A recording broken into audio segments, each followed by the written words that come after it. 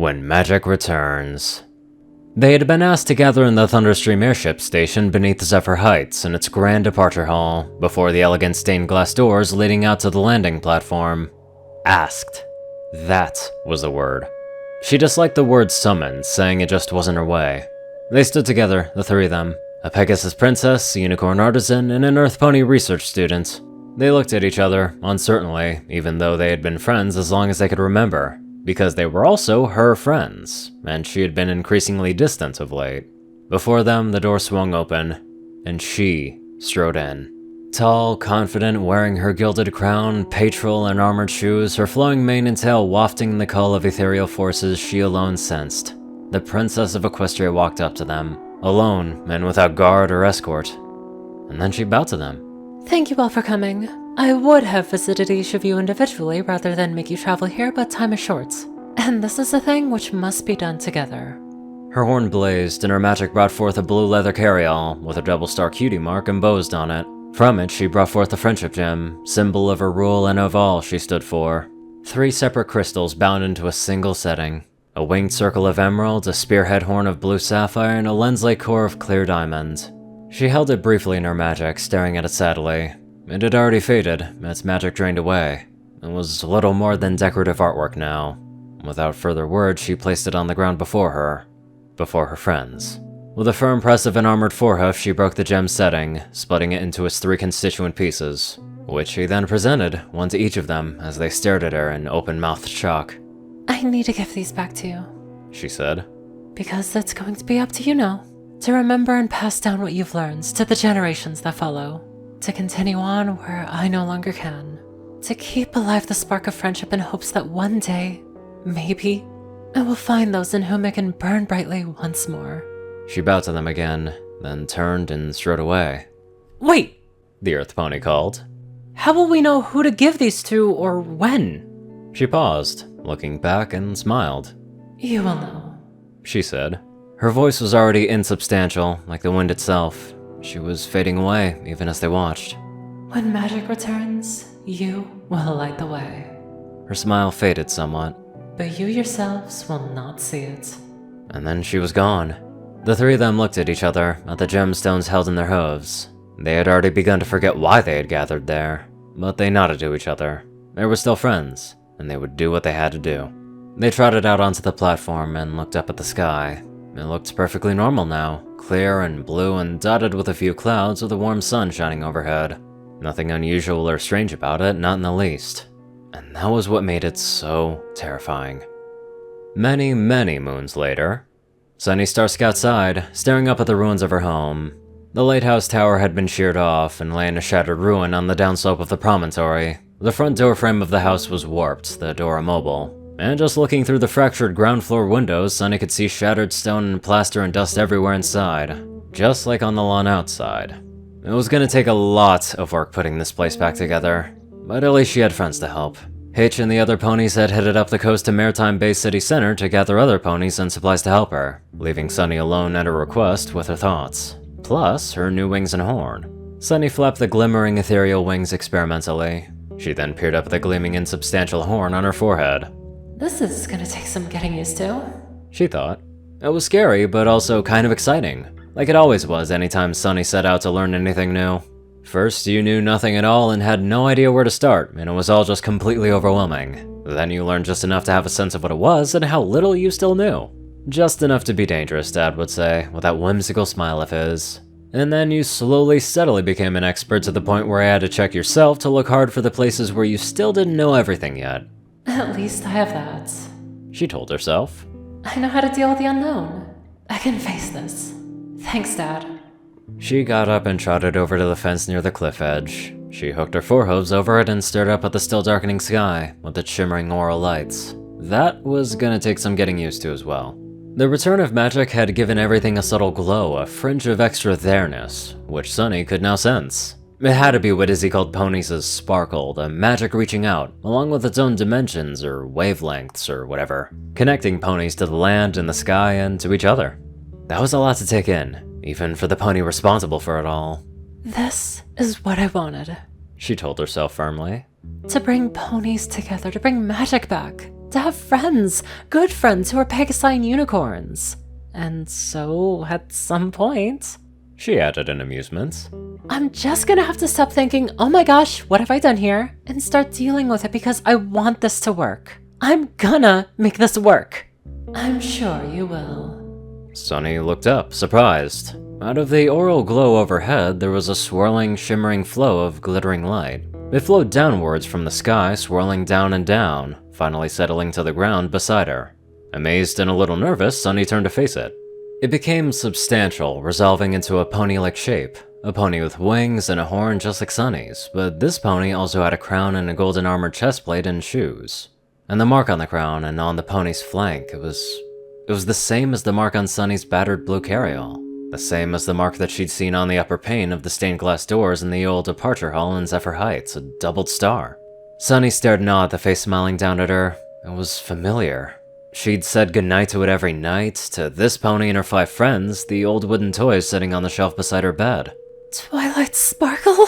Sony gasped, her mouth hanging open. Twilight smiled. A pony who remembers me? I'm flattered. And then she paused, as if recalling something. You know, it feels a little weird, being on the other end of that remark. Smiling, she sat down on the soft lawn before the ruined lighthouse. Sony hurriedly did the same facing her, and at the same time she reached into her blue carryall for her journal, the one with Twilight Star on its cover. Oh my gosh! Sony said eagerly. I have like a gazillion questions. Why are you here? Is the part of the magic coming back? Where have you been all this time? Why did the magic go away? What drove ponies apart like this? What happened back then? To her surprise, Twilight looked grimly ashamed. I'm afraid that I did.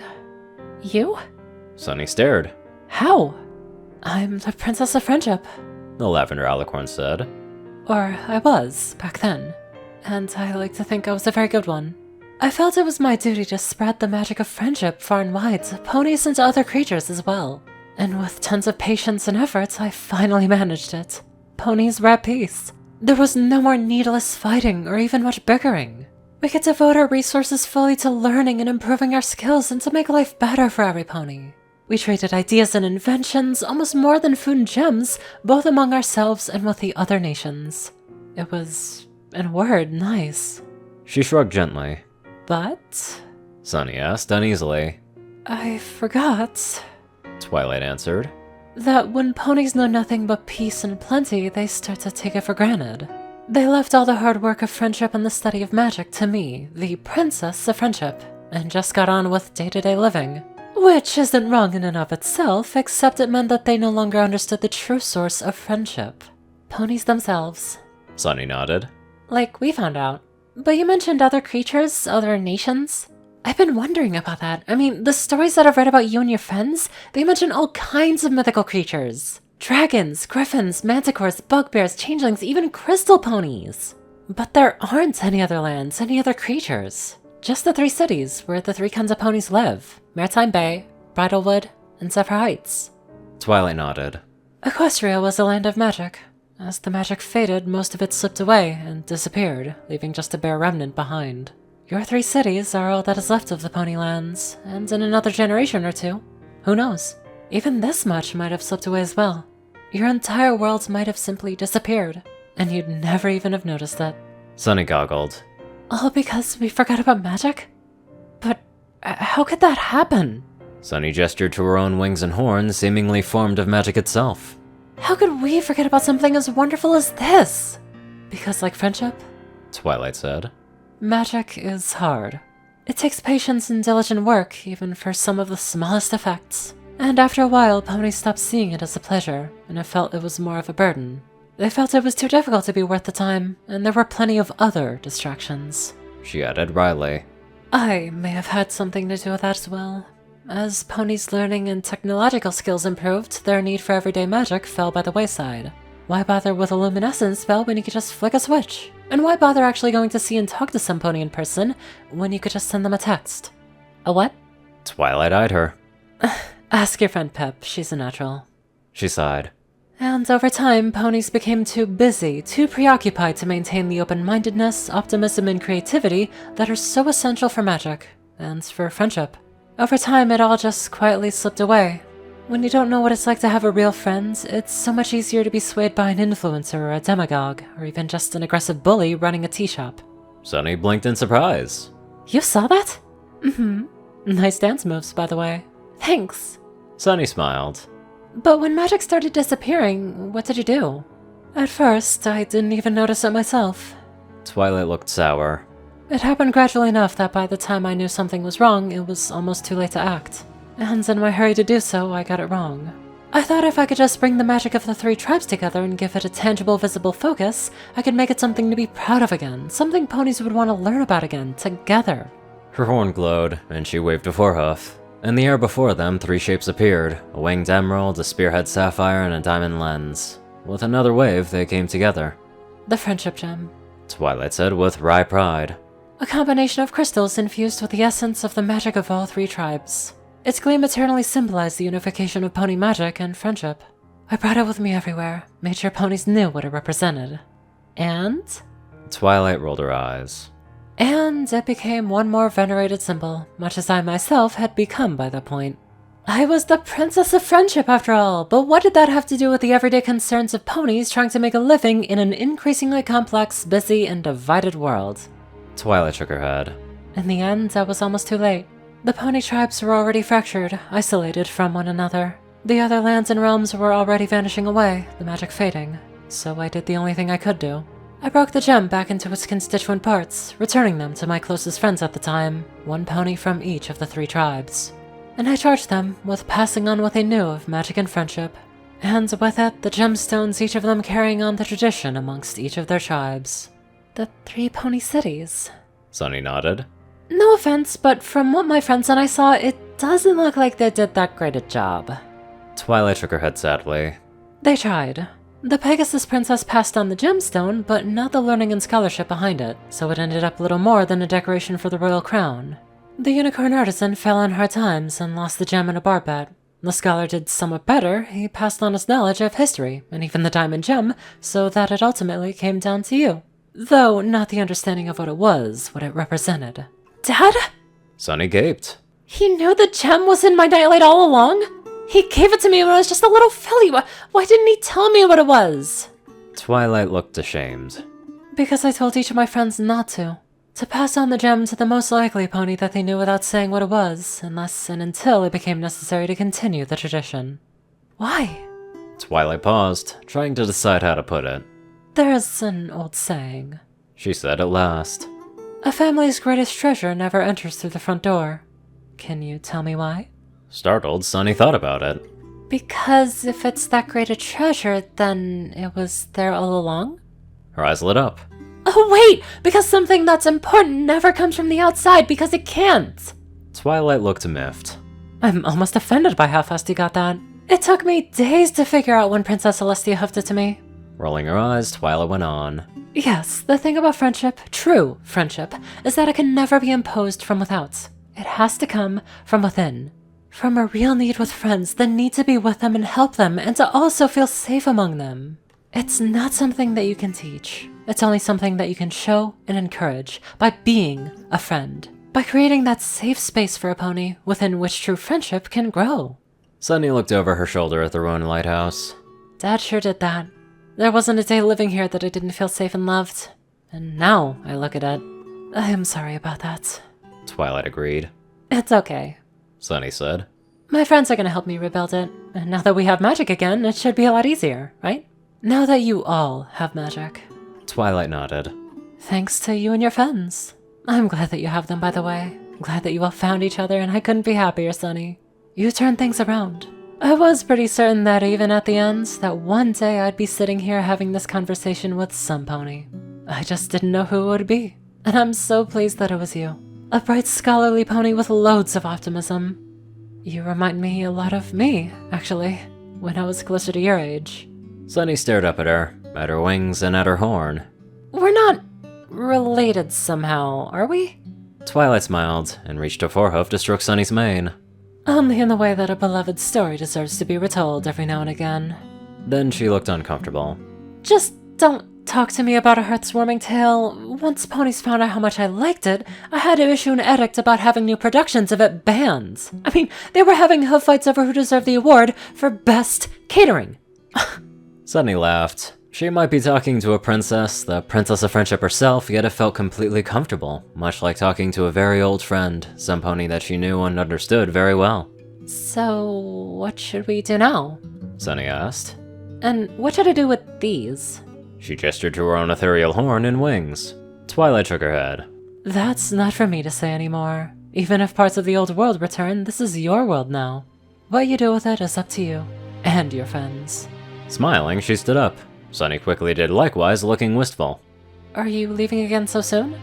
Don't worry, Twilight said. I'm never very far away. But why did you come back at all? Just to answer my questions? In part. Twilight said. But also because it's been said that I will never outlive my friends. So, I do not need to keep making new ones. It's good to know you, Sunny. But how will we find you again? Will you at least be around in case we need advice? Twilight smirked, and gestured with a forehoof at the journal still clutched in Sunny's hoof. What do you think? Sunny glanced down at the journal at the golden double star on its leather cover. Then she looked up again, at empty air. Looking up at the aurora-streaked night sky, Sunny thought that she saw a whirling of brilliant sparks fading back into the overall glow, but she couldn't be sure. And then a voice called out to her, up the path leading down towards the road. Sunny! It was Izzy, the purple unicorn dancing along at the head of a crowd of ponies, some of whom were tugging wagons loaded with boards and paint and other supplies. Izzy raced up and hugged Sunny tightly. The unicorn's bright blue mane was all but fizzing with excitement. Did you have a good long think while we were away? What did you think about? Was it about us? Did you miss us? If so, you don't have to miss us anymore because we're all right here again. And so they were. Sheriff Hitch, the Pegasus Princess sisters Zip and Pip, and also, it seems, most of Maritime Bay. The town's ponies stared in awe at Sunny, mostly at the horn and wings, seemingly formed from magic itself. Seems like, Hitch said coolly. Having heard about what happened in bits and pieces from each of us, every pony wanted to come up here and get the whole story. From the pony's mouth, so to speak. Amazed, Sunny stared around at the wide-eyed crowd, waiting breathlessly for her to speak. Then, remembering what Twilight had told her, she made a point of motioning for her 4 friends to gather close around her. Well, She said to the crowd with a wide grin. Let us all tell you all about it.